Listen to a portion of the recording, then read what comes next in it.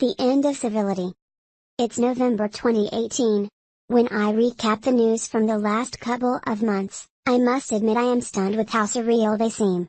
A Georgetown professor wishes miserable deaths to male Republican senators. She wants to castrate them and feed their corpses to swines. Conservative students supporting Kavanaugh are attacked at the University of Texas. The GOP politicians need police escorts to work. Ted Cruz and his wife are chased out of a restaurant. A colleague told my husband that in Seattle, a mention of being a Republican can easily result in physical assault. Video of a girl dancing like crazy and harassing an old man peacefully showing his support of Judge Kavanaugh. A Hawaiian senator says that men should shut up. A Minnesota teacher tweets she wants to kill Kavanaugh. Hillary Clinton calls for the end of civility. We all got used to news about conservatives not being let into restaurants. About boys expelled from schools and men from work without the right to due process. About people losing their jobs for comments and jokes. We got used to having university classes bashing men and white people.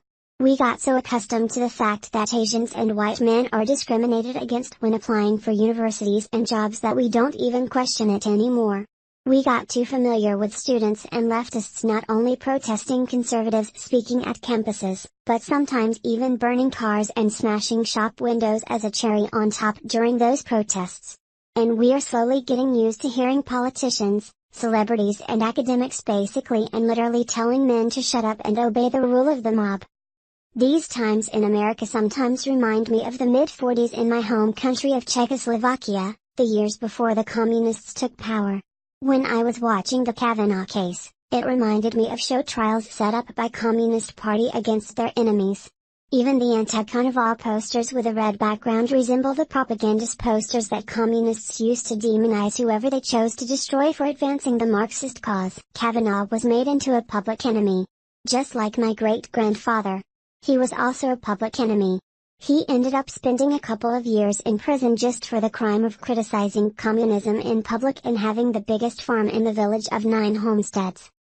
The treatment of Kavanaugh was just one of the examples of the dangerous tendencies and practices of the current American radical left. They shut down every opposing opinion, they bully and threaten their opponents and use the people they claim they want to help. They are against due process, they go after people's jobs, they threaten their families. They demonize and hate and divide. They refuse reason and facts. They use emotions and lies. The honest seek for truth is not a goal anymore, neither for the media nor some parts of academia. Young people are being fed an ideology instead of proper education. Mobs of angry young men and women are violently rioting to prevent speeches of people they disagree with. They don't even want to listen what the other side has to say or engage in civil discussion. And while leftists are spiraling deeper and deeper down the hateful spiral, conservatives, even though they are speaking out against those dangerous trends, are not taking the situation seriously enough. They mock the other side and criticize it, they laugh at the insanities that are going on, but they seem to think that it is still business as usual. But it is not just business as usual. Currently, one part of America hates the other. Some groups, especially men, are demonized on a daily basis. New insane cultural Marxist thoughts and ideas are emerging almost every day. You can say that the silent majority is living in peace. But the silent majority usually doesn't make history. It is the vocal minority that does. Sometimes for the better, but usually for the worse. Americans seem to forget it, since they never really lived under authoritarianism. But no nation is immune to possible atrocities. And the way certain groups are talked about nowadays resembles the way that the members of the bourgeoisie were talked about in pre-communist countries. This may sound like an exaggeration, and maybe it is. But I also believe it is fair to say that both common sense and common ground are disappearing from the American life, unfortunately in many cases followed by justice and freedom. For the sake of this country and its citizens, I hope we can find a way back to unity, civility and sense of justice.